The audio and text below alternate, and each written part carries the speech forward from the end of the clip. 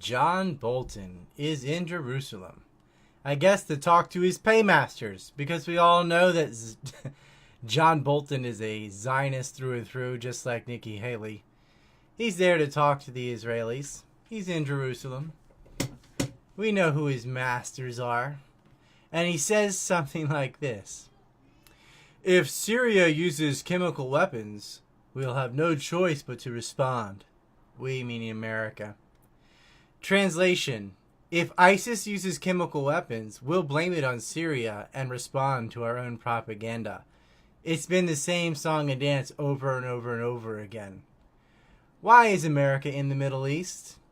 Why are they supporting Al-Qaeda in a proxy war against Syria and have been for more than 6 years? Why? Because that's what Israel wants. Why do we spend $6 trillion on a massive war against Iraq? So that we could divide it into sectarian regions and Israel could pump 77% of its oil imports from the Kurdish region of Iraq? Is that why America went there? And lost 6,000 people and trillions of dollars and wrecked our worldwide credibility? What did we get out of that? What was the gain? Nothing. Why are there sanctions on Iran? Why all the war propaganda against Iran? Is that in American interest? No. Is it in European interest? No. That's why they wanted to keep the deal. Whose interest? Who's pushing America to go to war with Iran? And has been. Who pushed America to put the sanctions back on and scrap the deal? Israel. We have a massive Zionist lobby with AIPAC and a slew of other Jewish supremacist interest groups. And America is in the Middle East, losing trillions of dollars and thousands of lives and murdering countless numbers of people for Israeli interests. They're bribed in Congress. They're threatened. The press is wholly on board for any war. And it doesn't matter if it's Fox or CNN or anything in between. They're all pro-war all the time. In other battles, when kids get killed in Yemen, they'll actually at least report it. When Israel's shooting Palestinians, killing pregnant women, burning babies alive, annexing territory, blockading people, starving people, imprisoning children, torturing people, none of it's covered. When they've killed hundreds of kids since March, with snipers shooting people in the face. Unarmed people, maybe they throw a pebble or something. Not a single mass media report on ABC, CBS, CNN, MSNBC, or Fox.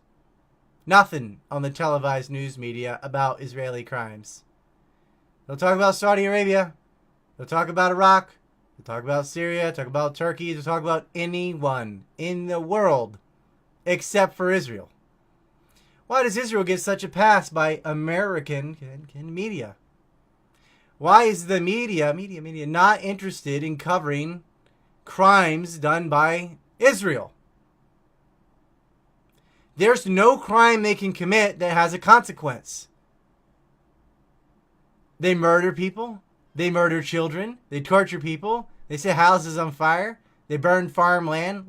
What do they have to do before there's a consequence or at least acknowledgement that they did it in the United States? That's how tight the Zionist grip is over the press.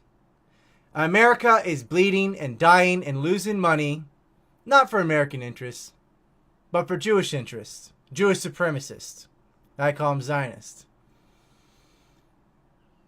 We need to put America first, second, and third, not Israel. And I encourage you, get a Boycott Israel shirt today. Link is below on Teasley. I am sick of it.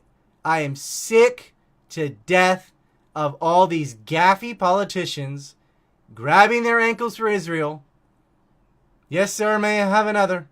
They grovel, they kiss the wall, they kiss the ring, they go to AIPAC if they win a single primary.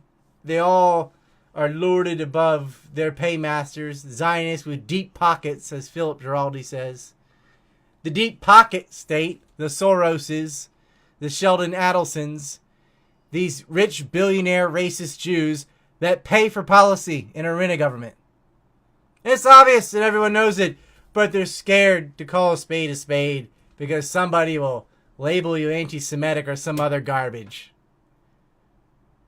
Grow up. Our forefathers would be spinning in their graves at this cowardice. Oh, someone's going to call you a name. So what? Boycott Israel.